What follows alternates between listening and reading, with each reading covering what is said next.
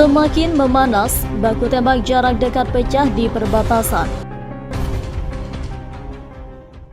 Ketegangan masih terus melanda Australia kali ini. Baku tembak terjadi di tengah hutan di Australia Timur antara pasukan Australia dengan pasukan TNI yang dibantu pasukan Rusia. Kedua belah pihak memang bersitegang atas konflik di Papua yang tak ada hentinya, mengirim senjata mendukung OPM untuk menyerang TNI. Gencatan senjata yang dibuat bahkan dilanggar berkali-kali. Mengutip Reuters, baik pemerintah maupun pemberontak saling menuduh masing-masing telah menembak melintasi garis gencatan senjata. Pemberontak pro Papua itu menuduh pasukan pemerintah melepaskan tembakan ke wilayah mereka berkali-kali dalam 24 jam terakhir.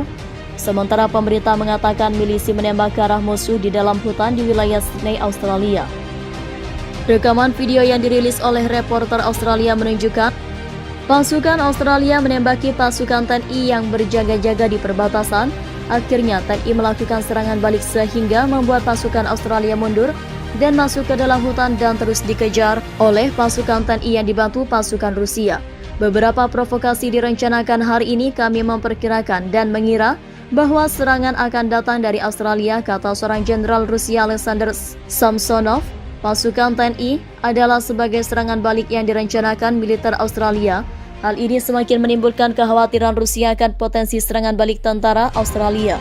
Sebelumnya AS dan NATO menuding Iran bersiap melakukan invasi dengan menempatkan 100.000 lebih pasukan di perbatasan Australia untuk membantu Indonesia melancarkan agresinya terhadap negeri kanguru.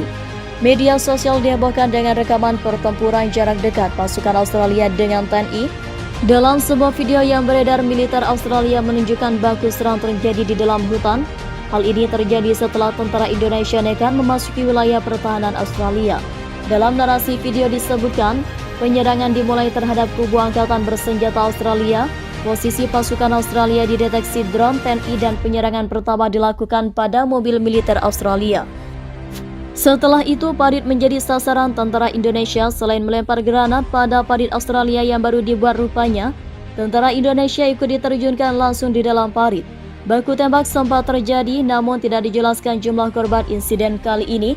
Sementara Australia tidak terima atas serangan tersebut, Australia terus berusaha menerobos pertahanan Indonesia dan sekutunya seperti pertempuran, pengintaian, namun semua upaya yang dilakukan Australia berhasil dipatahkan tentara Indonesia TNI. Di sisi lain, mobil pengangkut personel baja Sisu Sa-180 dan BMP milik angkatan bersenjata menginjak ranjau yang ditanam militer Rusia.